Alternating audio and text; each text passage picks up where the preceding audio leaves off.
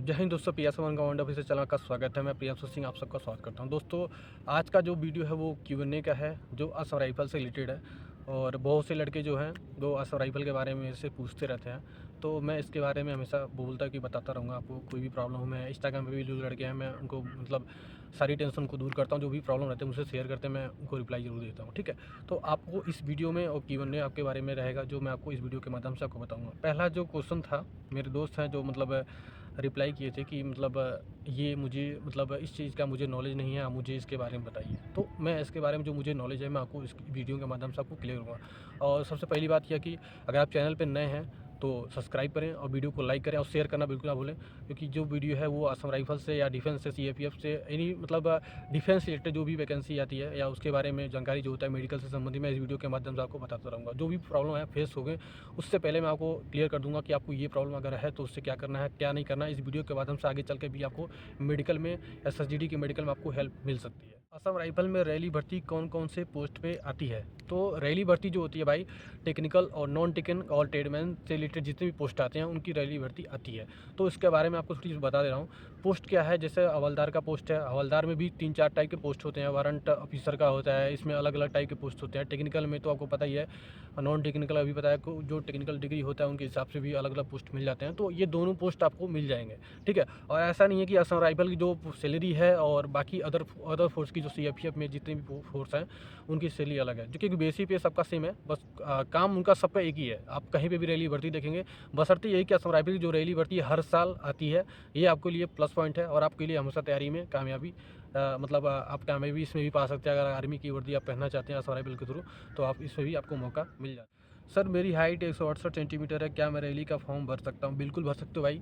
आप रैली का फॉर्म भर, बस GD का फॉर्म नहीं भर सकते, बाकी अदर पोस्ट का आप सब भर सकते हैं, क्योंकि उसमें जो हाइट ली जाती है, जैसे हमारे क्लर्क का वगैरह हुआ, रेडियो ऑपरेटर का हुआ, बाकी अदर जो मतलब वैकेंसी है उनके लिए भी आप फॉर्म फिलअप कर सकते हैं। उसकी जो हाइट है 165 सेंटीमीटर ली जाती है। ठीक है, बाकी अगर आप कैटेगरी से बिलोंग करते हैं तो उनके लिए भी हाइट आपको उसमें रिलैक्सेशन है। ठीक है, तो आपको इसके बारे में क्लियर हो गया होगा कि आप बिल्कुल टेंशन लेने की जरूरत नहीं है। उसमें वैकेंसी अलग अलग आती है, उसमें वैकेंसी में भी छूट होती है। अगर आप मतलब कुछ स्टेट होते हैं जो मतलब उनके हाइट में भी छूट रहती है, जैसे मराठा का उनका हाइट में छूट रहता है, और नॉर्थ ईस्ट में भी कुछ स्टेट हैं जो उनको लिए छूट रहता है।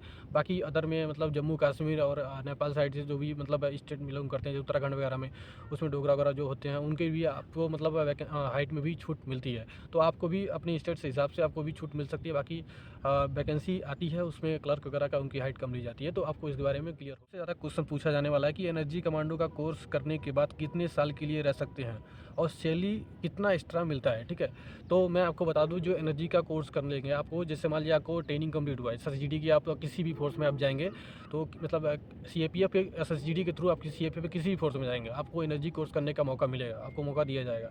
उसमें क्या है कि आप जब कोर्स कर लेंगे, 3 महीने का कोर्स होता है, जिसमें आप ट्रेनिंग कंप्लीट करने के बाद, जैसे आपको ट्रेनिंग कंप्लीट कर लिए, 2 साल का जो सेशन पीरियड हुआ मतलब सर्विस का, वो कंप्लीट होने के बाद अगले तीसरे साल में ही आपको एनर्जी कोर्स के लिए नाम डाल सकते हैं। उसमें आपको नाम जब जैसे मतलब आपके डिपार्टमेंट के थ्रू आपको पता चल जाएगा कि मतलब एनर्जी के कोर्स करने के लिए कब फॉर्म आ रहा है, तो आप फॉर्म फिलअप कर सकते हो। उसमें क्या है कि आप जैसे एनर्जी कोर्स कर लेंगे तो उसमें क्या है कि आपको ज़्यादातर फ़ायदा ये होगा कि अपने जैसे मतलब अपने स्टेट में या लखनऊ में या फिर अदर में ज़्यादा एनर्जी जहाँ पे रहती है उसमें आने का मौका मिल जाता है। थोड़ा प्लेन एरिया में आने का भी मौका मिल जाता है, थोड़ा सा रिलैक्स हो जाता है एनर्जी का कोर्स करने के बाद। आपकी ड्यूटी जहाँ पर रहती है ज़्यादा हार्ड नहीं रहती।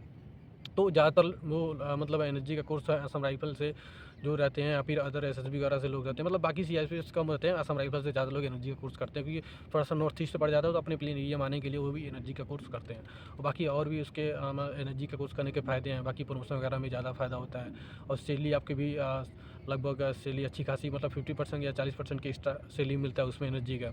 तो आपको सैलरी में भी इजाफा मिल जाएगा एनर्जी का, यानी 5 साल के लिए होता है एनर्जी का कोर्स करने के बाद आपकी सर्विस, और उसमें आप 2 साल ऐड भी और भी बढ़ जाता है, मतलब किसी कारणवश और भी 2 साल बढ़ जाता है। कि जो मेरे गुरुजी थे वो एनर्जी का कोर्स किए थे, तो उसमें क्या उनको 7 साल तक लखनऊ में रहे थे, फिर उनको दिल्ली में भी रहे थे कुछ साल। तो उनको मतलब अपनी फैमिली में ज़्यादा वक्त मतलब जब भी छुट्टी जाते थे फिर उनको छुट्टी भी बहुत आराम से मिल जाता था, वहाँ पे दिल्ली में रहते थे क्योंकि हरियाणा के थे वो। तो उनके लिए भी अलग से मतलब बेनिफिट मिल जाता है एनर्जी कोर्स करने के बाद। तो आपको इस बारे में आपको क्लियर हो गया। नाम है, फरवरी में मेरा एग्ज़ाम है, अगर ज्वाइनिंग हो गई तो छुट्टी कैसे लें?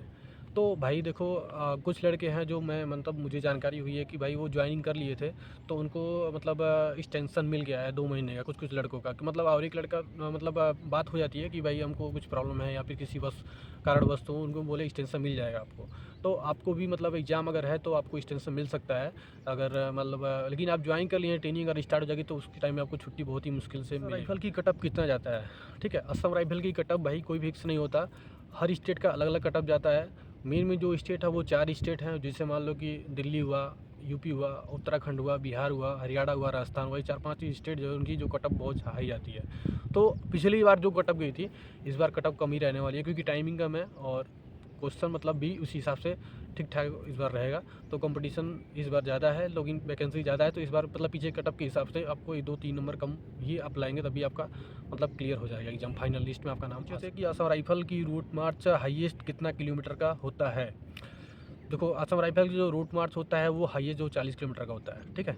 आपको 40 किलोमीटर का टाइमिंग होता है, टाइमिंग के अंदर आपको क्लियर करना रहता है। पहले आपको जो रूट मार्च होगा और 3 मंथ के बाद 10 किलोमीटर का हो जाएगा। जब ट्रेनिंग स्टार्ट हो जाएगा तो आपको 3 मंथ के बाद आपको पहला रूट मार्च होगा 10 किलोमीटर का, ठीक है। उसके फिर अगले 2 महीने बाद आपको रूट मार्च हो जाएगा 20 किलोमीटर का। फिर अगले नेक्स्ट मंथ के अंदर भी आपको 30 किलोमीटर का, यानी बेसिक कंप्लीट होने से पहले, यानी जो 30 किलोमीटर का जो रूट मार्च होता है वो आपको बेसिक कंप्लीट होने से पहले ये तीनों कंप्लीट करा लिया जाता है, ठीक है। इसमें टाइमिंग फिक्स होता है, इसमें आपको फेल नहीं होना। आपको अगर फेल हो गए पिट्ठू में आ गया या सामान वजन में भी कम हो गया, यार कोई सामान नहीं आप रखें यार वेट में, या जैसे मतलब वेट 22.5 kg का वेट होता है, जिससे मैं अपना बता रहा हूँ मतलब हम लोग जब रूट मार्च किए थे 10 किलोमीटर और 20 किलोमीटर का, तो उसमें क्या है, एक लड़का था जो मतलब उसका वेट कम था, मतलब मेरे ही बटालियन का। ऐसा था कि मतलब सब लड़के किसी को पता नहीं था कि उनका 22.5 किलो वेट लेके ही दौड़ना है, उससे 1 आधी kg भी कम नहीं होना चाहिए। तो उसमें क्या कंपनी वाइज थोड़ा सा दिक्कत होता है।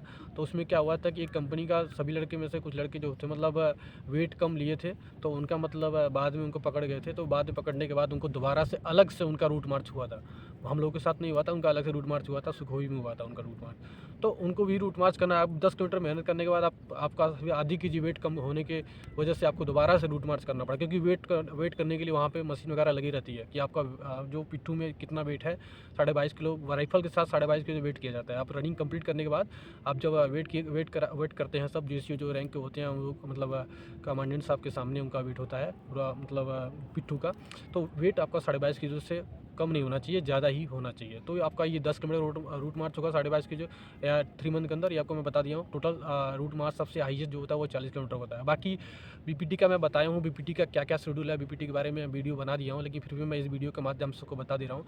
बीपीटी जो होता है 5 किलोमीटर का होता है। आपको 3 मंथ ट्रेनिंग कंप्लीट करने के बाद, यानी 2.5 से 3 मंथ ट्रेनिंग कंप्लीट होने के बाद बीपीटी का टेस्ट होना स्टार्ट हो जाता है। बीपीटी का टेस्ट हर वीकली होगा असम राइफल में। असम राइफल का जो मतलब जो ट्रेनिंग के हिसाब से जो होता है शेड्यूल, वो हर वीकली आपका बीपीटी होता ही होता है। जब आप एक बार बीपीटी स्टार्ट हो गया, टेस्ट तो वीकली होता ही रहेगा, हर सेकंड वीक में या फर्स्ट वीक में आपका होता ही रहता है। तो बीपीटी का आपको क्लियर हो गया। बीपीटी के बारे में वीडियो सेपरेट बनाया हूँ मैं, इसका वीडियो के नीचे उसका लिंक डालूंगा, वहाँ से। एक दोस्त पूछे थे कि प्रमोट कैसे हों, क्या करना पड़ता है, कौन सा कोर्स करें कि जिससे मेरी पोस्ट मतलब जिससे मेरी जो रैंक है मतलब बढ़ जाए।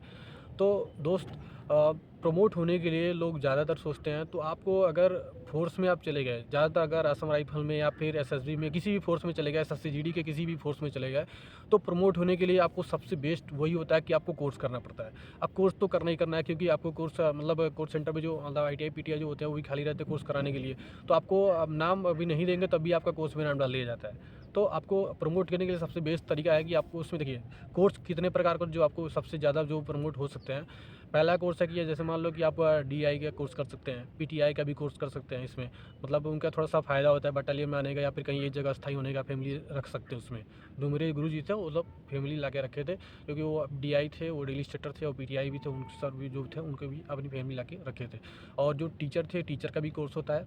आप असम राइफल में जो हम लोग पढ़ाते थे वो टीचर, उनका भी मतलब एक कोर्स होता है। आप 2 साल सर्विस कंप्लीट करने के बाद आप कोर्स उसमें नाम डाल सकते हैं। आपको मतलब एबिलिटी होना चाहिए उसमें, मतलब क्वालिफाई होना चाहिए, उस हिसाब से आप सब्जेक्ट होना चाहिए, तो उनके भी अलग से मौका मिल जाता है। बाकी और भी कोर्स हैं, एनर्जी का कोर्स कर सकते हैं जो मैं बताया हूँ, और भी जैसे PTI का हो गया, DI का हो गया, और भी मतलब जैसे मतलब राइफल को खोला जाना, आर्मोरर का कोर्स होता है। ये सब कोर्स करने के बाद आपको मतलब प्रमोशन बहुत जल्दी मिल जाता है। लेकिन प्रमोशन का भी क्राइटेरिया है, मतलब कैटेगरी वाइज है।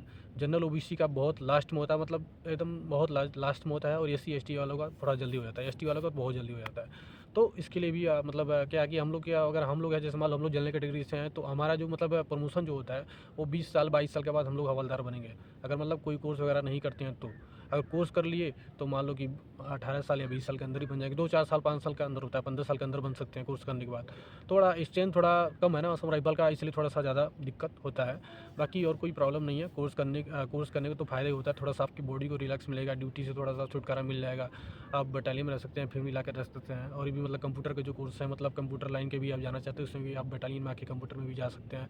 तो बहुत से फ़ायदे हैं, प्रमोट हो सकते हो। बाकी अदर से डिपार्टमेंटल एग्जाम होता है, उसमें भी आप फॉर्म डाल सकते हैं। 5 साल के बाद आप जो भी है हवलदार के पोस्ट जो भी है अदर, मतलब 5 साल के बाद जीडी से अगर आए 5 साल के बाद आप सर्विस करने के बाद अदर से ओपन से भी आप फॉर्म डाल सकते हैं। बाकी असिस्टेंट कमांडेंट का अगर फॉर्म डालने के लिए 8-9 साल है, पहले 13 साल था, मैं बताया था, मैं बात मतलब वो कम हो गया है और कम होगा ही, लेकिन 9 साल हो जाएगा। 9-10 साल के अंदर ही मतलब उनका फॉर्म डालने के लिए हो जाता है। लेकिन बहुत कम लोग, रेयर केस होते हैं, मतलब करीब हज़ारों में एक लड़का होगा जो असिस्टेंट कमांडेंट बन पाता है। वहाँ तक की पढ़ाई अपनी जारी रखने के लिए भाई उसके लिए ज़्यादा मेहनत करना पड़ता है, ड्यूटी भी करना है। बाकी जीडी की नौकरी आपको पता है, ड्यूटी तो करना ही करना, सिंपल सी बात है। तो आपको इस वीडियो के माध्यम से जो भी Q&A था मैं बता दिया हूँ। बाकी जो भी वीडियो मतलब कमेंट हो, मतलब कोई भी मतलब कमेंट मैं करता हूँ, मैं ज़रूर रिप्लाई देता हूँ। कोई भी प्रॉब्लम हो मुझे कमेंट करें। और कोई भी बहुत ज़्यादा स्पेशली मतलब किसी चीज़ के बारे में पूछना है, मतलब सेपरेट पूछना है, तो आप इंस्टाग्राम पे भी मैसेज करते हैं, वहाँ पे भी रिप्लाई देता हूँ। आप वहाँ पे भी मतलब हमसे डायरेक्ट बात कर सकते हैं। ठीक है, तो चलते हैं फिर नेक्स्ट वीडियो में आपसे मिलेंगे।